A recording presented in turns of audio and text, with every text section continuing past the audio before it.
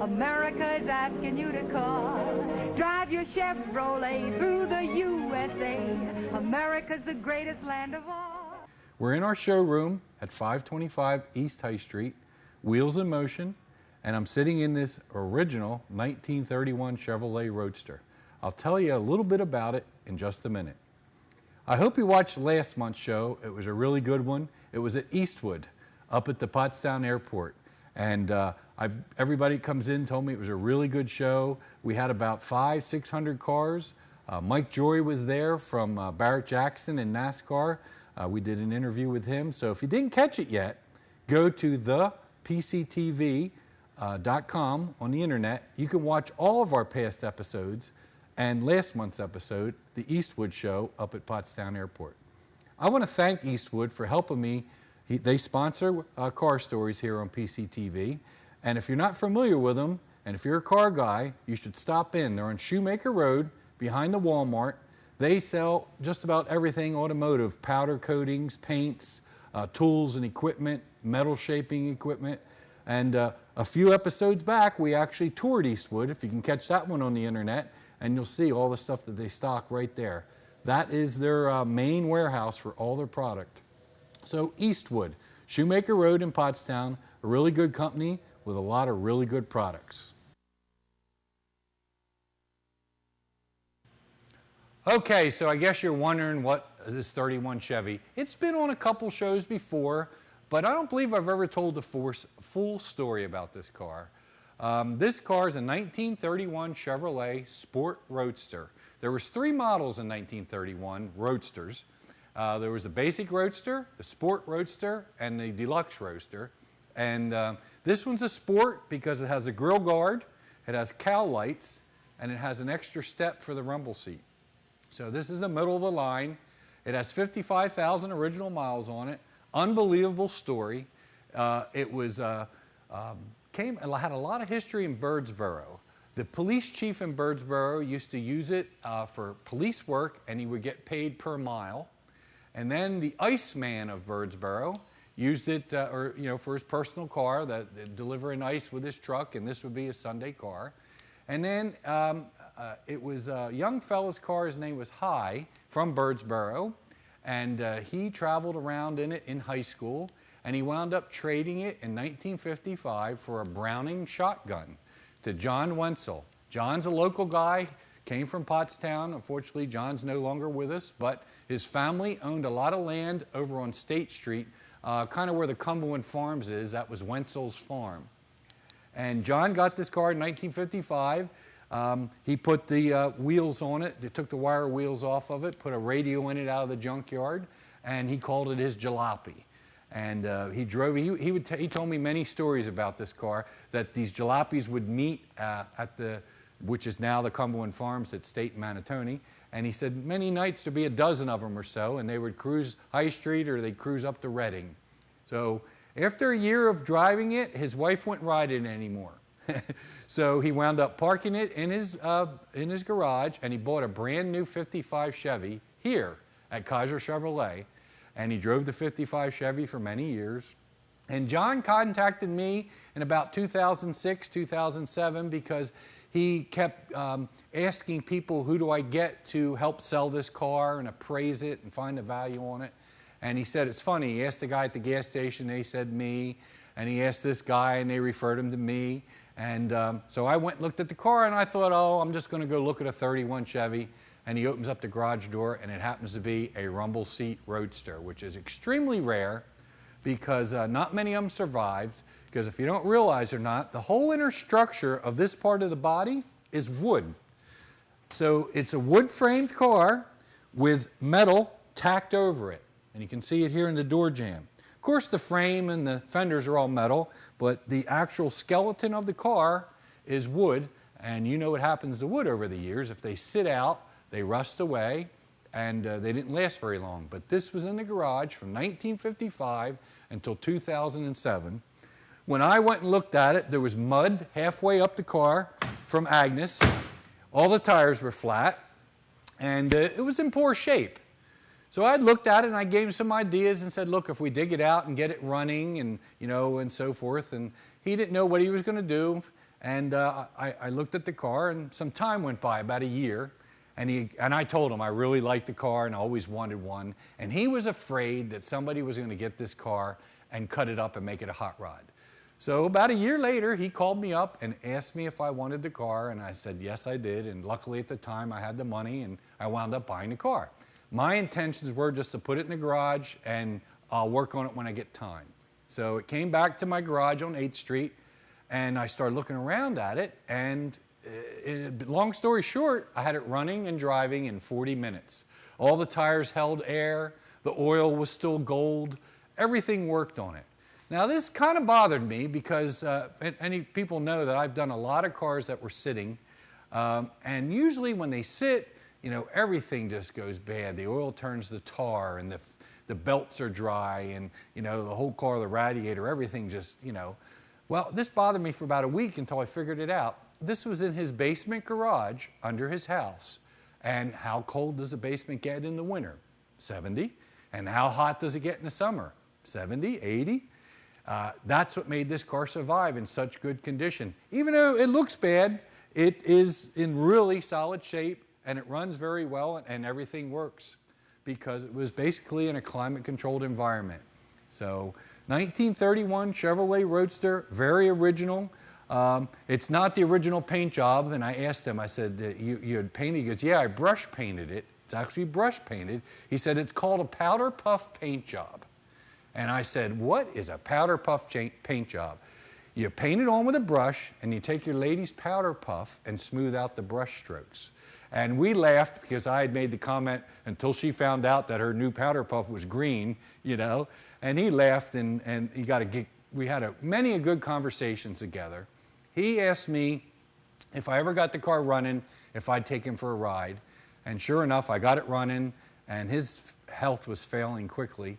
And I did get to take him a ride, and just so happens it was the day that they had the old airplanes at Pottstown Airport, and we went by the airport, and he was, you know, in bad shape health-wise, and his mind was a little fuzzy, but when he saw the airplanes and he's riding in this car, we rode around for 3 hours, and he talked about World War II, and he was in the Air Force, and just a lot of good memories in this car, and I'm glad I got to take him for a ride in it, because shortly after that, John passed away. So just a really neat car.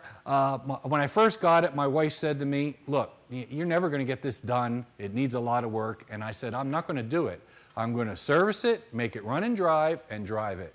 And since then, that was 2007, how time flies. I've had it to many shows, driven it to Duryea Day, driven it many miles, probably 500 miles without any problems, and it just cruises along. So that's my story on this 1931 Chevy Roadster. It's in the showroom now here at Wheels of Motion. If you want to stop by and look at it, it's just a neat car to see as it was back in the day. 2, 1. All right, right now in the showroom is this chassis from a 1949 Ford pickup truck. The customer did all this work himself. Of course, it's a 460 Ford engine and a Ford automatic transmission, which is not from 1949. Big engine. Redid the whole chassis himself. We are doing the body and the bed and the doors and so forth. We're doing the body work on it, and then he's going to assemble it. So I asked him to bring the chassis so we could fit the cab on it, and that's the only way you're really going to get the doors to line up, to have it mounted just the way it's supposed to be to the original frame. So I put it in the showroom. It's a nice eye catcher and a conversation piece because you get to see it in the bare frame, and you'll get to see it when it's done. So later on when we go back in the shop, I'll show you the cab and what stage it's in on getting the body work done, and hopefully have it done pretty soon here and get it painted so we can give it back to him, and I'll have all winter to put it back together. 1949 Ford pickup truck. Okay, so not last month's show, the one before, I talked about our warranty program here at Wheels of Motion. All repairs have a 2-year, 24,000-mile warranty on parts. Now, of course, brakes, shoes, and stuff like that, wearables aren't guaranteed. But the example I always use is a battery, an alternator, or water pump.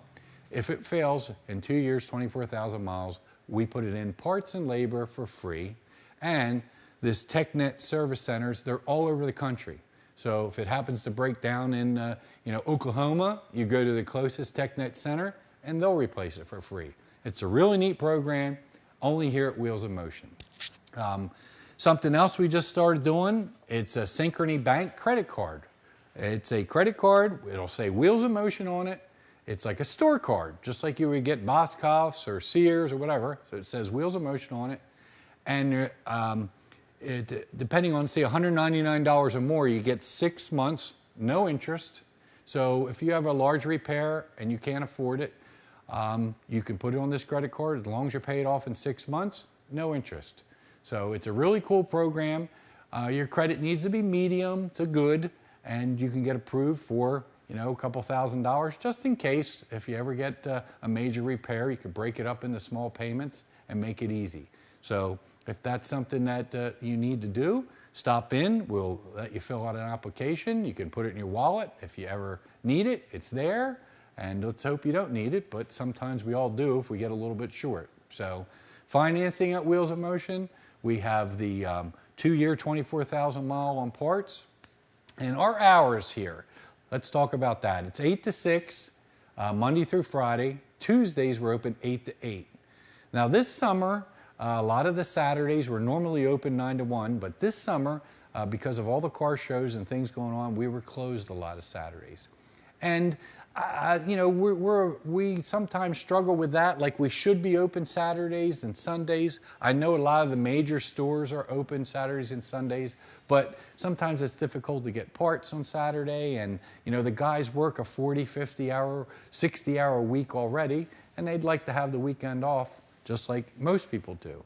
So here's something for you to think about. I see a lot of the chains in the area on Saturday and Sunday are packed. And people will say, hey, you should be open Saturday, Sunday because I'm off on Saturday and Sunday. So that's when I have time to get my car repaired. So personally, I wouldn't want to spend Saturday waiting at a tire place for hours getting tires put on, but some people, that's the only time they have. But our labor rate, like I said on 2 months ago when we were on the TechNet on our show, is $80 an hour. Most of the larger places go from $110 to $120. The dealerships, I'm not sure what they are, but they're definitely a lot more than $80. So if you would make an appointment, say on Wednesday here at Wheels of Motion, or Tuesday, because that's our 12-hour day, and leave your car, you could get service work done, and you could rent a car. We could have the rental here for you, it'd be here waiting for you. And a rental, depending on what you rent, runs anywhere from $25 on up. So just the savings in our hourly labor rate, if you got 1 or 2 hours worth of labor, it would be a cheaper bill than the chains, and you would be in a rental. And let's just say the car doesn't get done, it's a major repair and the part didn't come in, or we're still messing with the check engine light or something like that. You would rent it for 2 days. It's still a lot cheaper than paying that higher labor rate at the big chains because they're open Saturday and Sunday. It's just something to think about. I know everybody needs their car. It's hard sometimes for us to get the car for people. They want a waiting appointment, and then, when it turns into more than we had planned, sometimes hours go by. And waiting oil changes, waiting inspections, that's not a problem, but we don't encourage people to wait when the car needs, a lot of work, because sometimes it can take all day to get everything done. So just think about that the next time. If you want to actually save some money, wait till your car needs brakes and an inspection and oil change. Plan a day that you either have off of work, then you don't need a car, or if you would get a rental, our labor rate would offset the price that you would pay at some of the big chains on the weekend. So if you need a Saturday appointment, we are open 9 to 1, but it's best to call first. Now, throughout the winter, I'm usually here every Saturday. But like I said, in the summer, I know I had a little bit of customer feedback that I wasn't here on a Saturday. Well, we were at car shows or doing something else. So just think about that and give us a call here at Wheels of Motion at 610-327-1945, or stop in and make an appointment, and we'll be glad to take care of your car. Okay, so remember we were in the showroom and I showed you the chassis for the 49 Ford pickup. Here's the cab. The cab was in really bad shape. Even from the factory, these back panels are always ripply. And Jeff Morse, who works here at Wheels of Motion, one of the best body men you'll ever find, he's been working on this one, and he's got it pretty good. If you see all the details, the way the lines are in the back window, it's all in final sanding. This is a product called Spray Poly. It's a spray polyester, builds like really thick, and it's safe. It's better than putting 10 coats of primer on, and you put 1 or 2 coats of this spray poly, and you can block it out and make it straight as an arrow. So you can watch the progress on this one when it's done. The doors and the bed and the fenders and stuff are all pretty much done. This is the last piece we have to finish, the 1949 Ford pickup truck.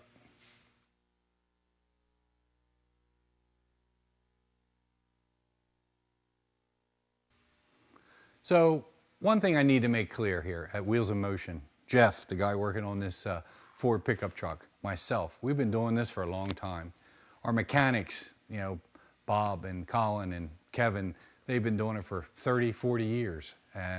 So we have a lot of knowledge here at our shop, where when you go to the other chain stores, a lot of times you'll get the guy that works weekends that, you know, if you really have a new car, you don't want an amateur working on it, you want the professionals. And I'm proud at Wheels of Motion that we have that staff.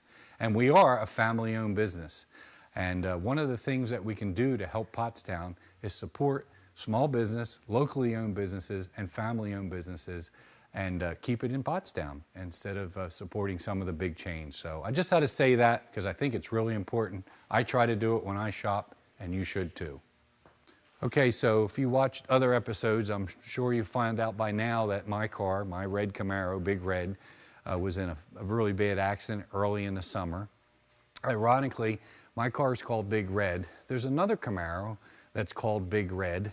I say my name was first, but this guy calls himself the original Big Red. He raced at Bonneville on the Salt Flats. I actually saw the car last year at SEMA. It's a really neat car. It's a 69, and he's done all types of racing with it, set land speed records, and so forth. And this summer, earlier in the summer, it caught on fire and burnt to the ground. So my Big Red was totaled out by an accident with my trailer. The original Big Red was burned up in a fire, and you can Google that on the internet and see the whole story about that car. And then this red Camaro right here. This belongs to local people. It's a 33,000 mile Bolero Red 1967 Camaro, all original, rare tan vinyl top, that is factory, very rare option, Rally Sport. They were all going cross country on Route 66, going to the 50th anniversary show for the Camaro, and they got sideswiped by a tractor trailer. And I felt so bad for the lady because, you know, imagine that. She was in the car and this, you know, this horrendous noise of this tractor trailer ruining this original 1967 Camaro. And when I went to the house to look at it, you know how people always say, I know how you feel, but they don't. I said to her, I know how you feel, because the same thing happened to my car earlier in the summer. So they brought it here, we ripped it down, and you can see, of course, the obvious damage is a quarter panel, but take a look at the dashboard here. The dashboard is actually bent down. None of us noticed this until we got the door off, and I actually sat in the car to move it and noticed that the dashboard is down. They call this the A-pillar. The A-pillar of the car is kinked. Of course, this part of the cowl is crushed. We knew that.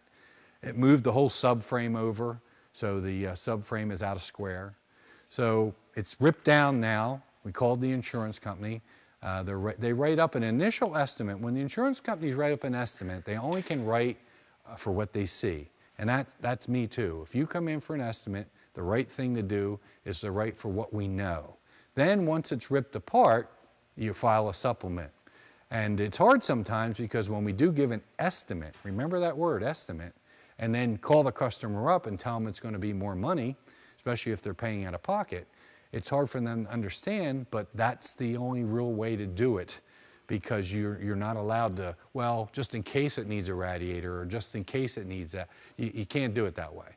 So an estimate is the word estimate, is what it is, and then once you rip it down, you file a supplement. And sometimes that holds up the insurance claim because you have to wait for the adjuster and they have to find the parts and they have to prove it. And that's on any car. That's on a new car, that's on a classic car.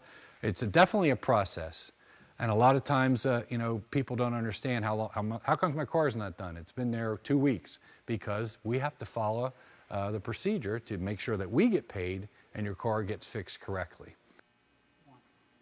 Okay, so I finally got a little bit of time here, and we ripped Big Red apart. And this is as far as I got. And this is the sidebar, the roll bar. This is removable, but it won't come out, because when the car hit, it bent this portion down here and jammed this in. Now, Camaros were one of the first cars that were actually half unibody and half frame. And what that means, the structural support, unibody, all cars today are unibody, means that there's no removable frame like that 49 Ford pickup truck. So it has a half a frame up front, and the back of it is unibody. But this car, being as it was a race car, we connected the subframe to the unibody and the roll bar. If that wouldn't have been here, this car would have probably bent in half. But because it was reinforced and it had the roll bar, it made the damage bad, but it could have been a lot worse. So we got it ripped down, and you can see here, this is funny, when this car was so rusty in 1985 that I actually patched the rust hole, and there's the piece that, of course, when we took the fender off, it fell out. So that's really rusty for 1979. The car came from New Jersey, so it was a rusty car. Now, I want to talk a little bit about classic car insurance. Something very important that you need to know about your regular insurance and your classic car insurance. So, say this car was insured for $20,000.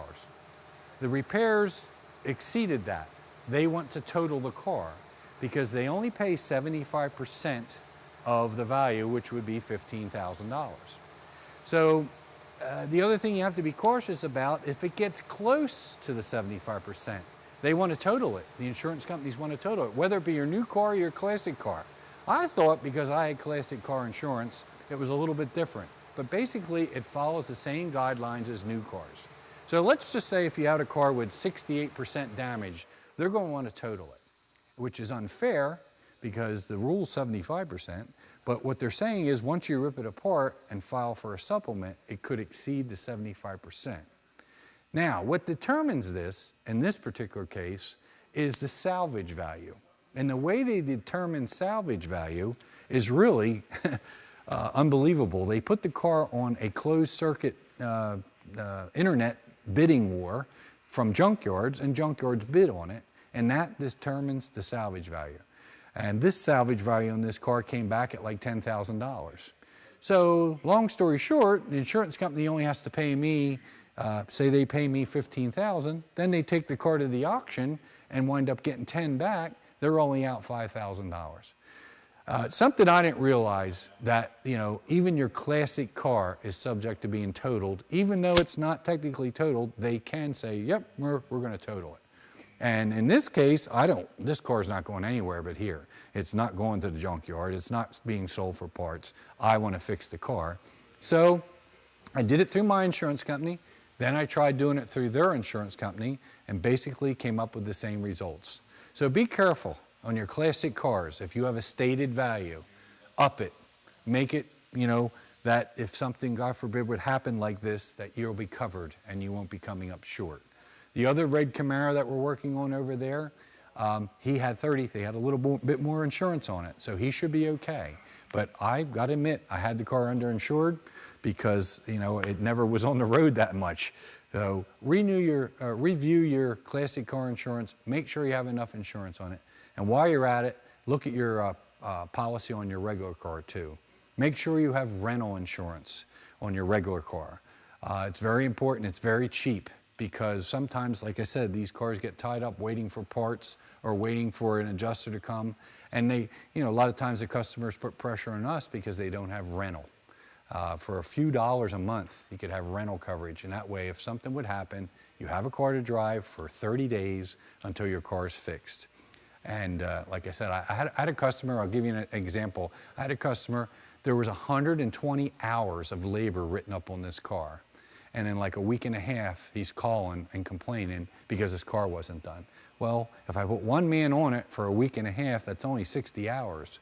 So we had the car done in 2 weeks. So we actually had the car done in, you know, 80 hours, or I had 2 guys on it at once.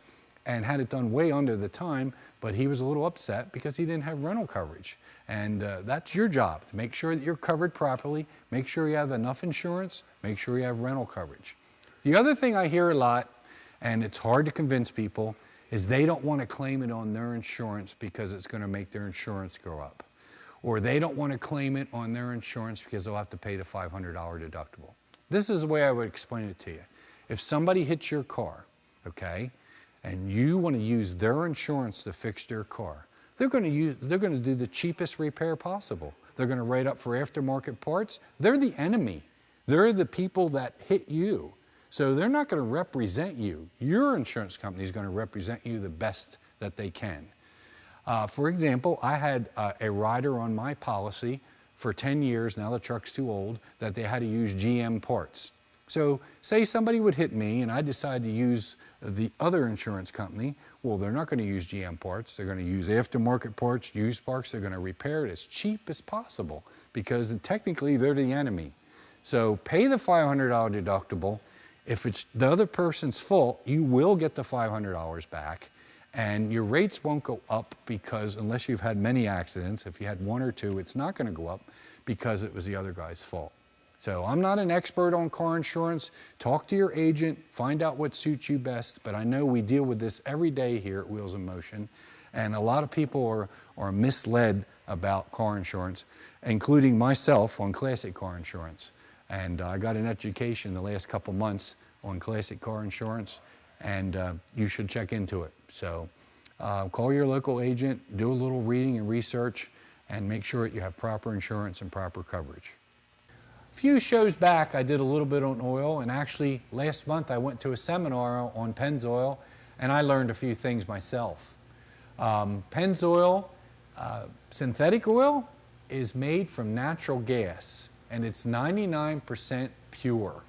It's better than Mobil 1, it's better than anything on the market, and the price is the same or reasonable. It's not outrageously priced. Here at Wheels in Motion, we pride ourselves in using Pennzoil and using the right oil designed for your car. Believe me, it's important.